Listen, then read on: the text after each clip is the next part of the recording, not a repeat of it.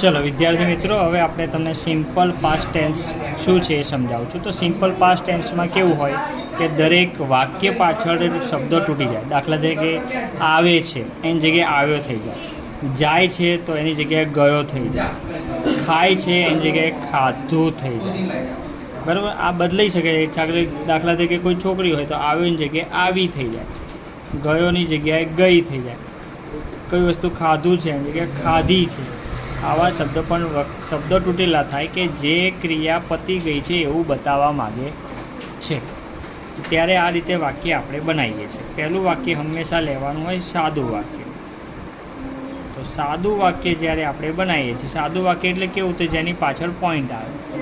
દાખલા તરીકે મેં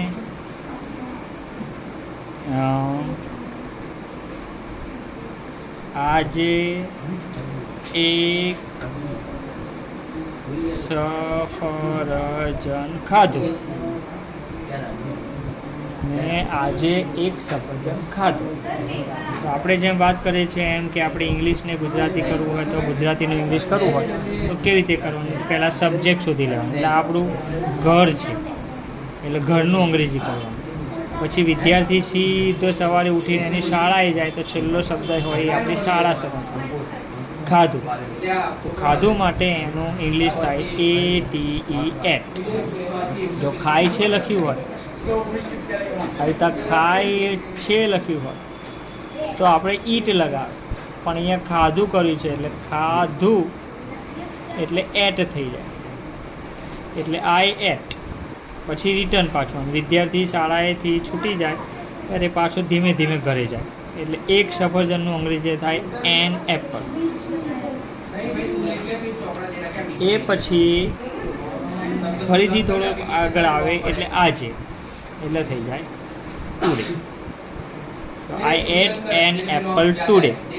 તો આ અહીંયા ટપું પોઈન્ટ આવે છે એટલે સાદું વાક્ય કહેવાય. આ જ વાક્ય બીજી રીતે બનાવવાનું આવે તો એને આવે છે સાદું પછી કોણથી પ્રશ્ન.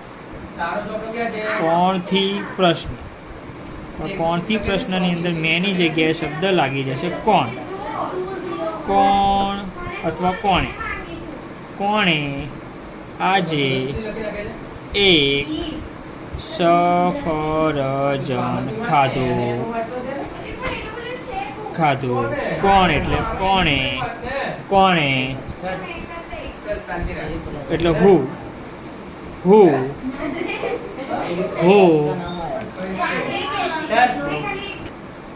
તો અહીંયા કોણે, હુ એટલે કોણે. તો હુ પછી છેલ્લે ગયા શાળા કહેવાની આપણે એટલે કોણે એટલે એટ. Who at. ફરીથી પાછું ઘરે આવતી જાય રિટર્નમાં એટલે કે એન એપલ. પાછું આજે એટલે ટુડે. તો આ બીજું વાક્ય પતી ગયું. ત્રીજો પ્રશ્નાર્થ આવે છે, ત્રીજા નંબરનું આવે છે આગળ શુંથી પ્રશ્ન હોય. શુંથી પ્રશ્ન જેનો જવાબ હા કે ના માં હોય. હા કે નામાં હોય. દાખલા તરીકે આગળ શું આવે? શું તે આજે. શું તે આજે એક સફરજન ખાધું? પૂછે છે શું તે આજે એક સફરજન ખાધું? એટલે અહીંયા ખાધું છે એટલે અહીં ઉપર તો પ્રશ્નાર્થ આવશે, નીચે પણ શુંથી પ્રશ્ન છે એટલે પ્રશ્નાર્થ આવશે. શું તે એક સફરજન ખાધું? જો જવાબમાં હા તે કે હા ખાધું. હા ખાધું. અથવા પછી ના નથી ખાધું. તો જેનો જવાબ હા કે નામાં આવે એવો પ્રશ્ન. તો આની અંદર આગળ શું આવે? તો જ્યારે પ્રશ્નાર્થ વાક્ય હોય અને એ પણ શેની અંદર સિમ્પલ પાસ્ટ ટેન્સ સાથે હોય ત્યારે ડીડ વાક્ય લાગે. શું લાગે? ડીડ. અને એની જોડેલો જે સબ્જેક્ટ હોય એ ડીડ યુ. હવે જેવું આવી ગયું એટલે હવે પાછળ જતું રહેવાનું. સબ્જેક્ટ આવે એટલે સીધું પાછળ જવાનું. ખાધું. પણ હવે અહીંયા એટ નહીં આવે, અહીંયા ઈટ આવશે. કેમ ઈટ આવશે? તો આપણે એમ માની લેવાનું કે કોઈ પણ જગ્યાએ આપણે ભૂતની બહુ બધી ભૂતની સિરિયલો જોતા હોય છે. તો કોઈ એક જ ઘરમાં એક ભૂત રહે એવું માની ચાલવાનું. બરાબર, આપણા ઘરમાં કોઈ મસ્તીખોર હોય તો એક મસ્તીખોર, બધા મસ્તીખોર ચાલે એટલે ભૂત. તો એનો મતલબ ડીડ એ ભૂતકાળ ઓલરેડી હોય ત્યાં સુધી બીજું ભૂતકાળ આવે ને એ જ લાઈનમાં. પહેલી લાઈનમાં આગળ એટ ભૂતકાળ આવી ગયું, એક જ ભૂતકાળ આવ્યું. બીજા લાઈનમાં પણ અહીંયા જ ભૂતકાળ આવ્યું. ત્રીજી લાઈન અહીંયા એટલે અહીંયા ડીડ ભૂતકાળ આવી ગયું એટલે આ ભૂતકાળ થાય. મુદ્દે ડીડ આવે એટલે આપણે બીજું કોઈ કાળને ભૂતકાળ કરવાનું. ડીડ યુ ઈટ ફરીથી પાછું આવવાનું. N apple today. Did you eat an apple today. ઠીક છે. અને છેલ્લું ચોથા નંબરનું WH થી પ્રશ્ન. તો WH માં કોણ કોણ આવે? વોટ આવી શકશે, વેન આવી શકશે, વેર આવી શકશે અને વાય આવી શકશે. વોટ એટલે શું, વેન એટલે ક્યારે, વેર એટલે ક્યાં અને વાય એટલે શા માટે. ચારમાંથી કોઈ એક આવી શકે. તો આપણે ક્યારે ખાધું, તો આપણે એનાથી તે એક સફરજન ક્યારે ખાધું, ત્યારે એક સફરજન ક્યારે ખાધું કે સવારમાં તો ખાધું મેં, એટલે અહીંયા ક્યારે. તો પ્રશ્નાર્થવાળો શબ્દ લઈ લેવાનો ક્યારે. એનું અંગ્રેજી શું થઈ જાય?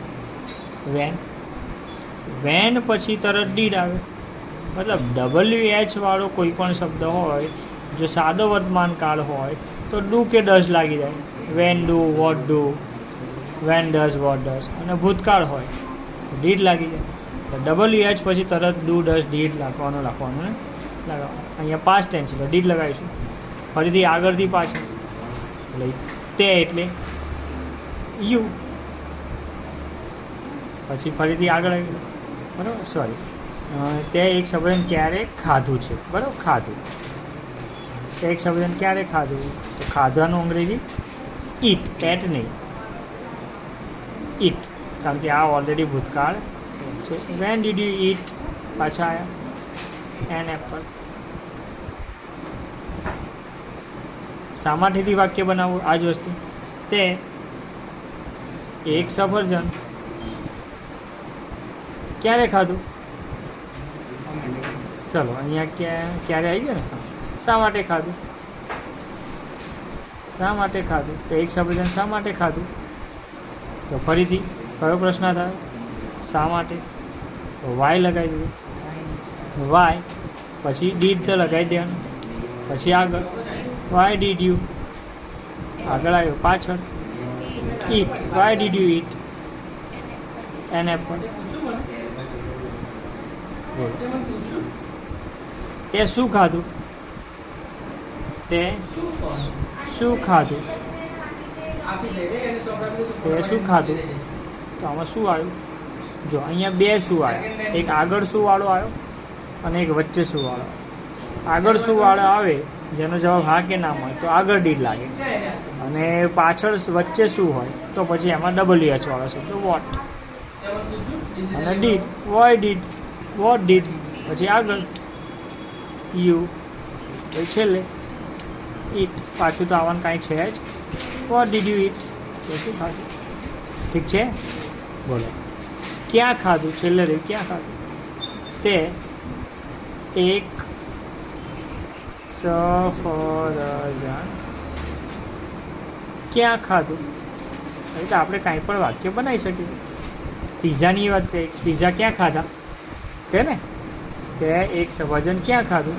એમ કે પિઝા થઈ તે એક પિઝા ક્યાં ખાધું, તે પિઝા ક્યાં ખાધા, કેમ બીમાર પડ્યો. ઠીક, તો અહીંયા પણ ક્યાં એટલે શું આવશે, વેર. વેર સાથે ડાયરેક્ટ ડીડ, જેવું ડીડ આવી ગયું બે શબ્દો લગાવ્યા પછી આગળથી પાછળ. વેર ડીડ યુ, છેલ્લે ગયા ઈટ એન્ડ એપલ. બસ આપણો સિમ્પલ પાસ્ટ ટેન્સ પતી ગયો છે. બસ આટલા વાક્યો છે સિમ્પલ પાસ્ટ ટેન્સમાં. અને 2-4 વાર પ્રેક્ટિસ કરવાની એટલે આવડવા લાગે. ઠીક છે, થેન્ક યુ વેરી મચ.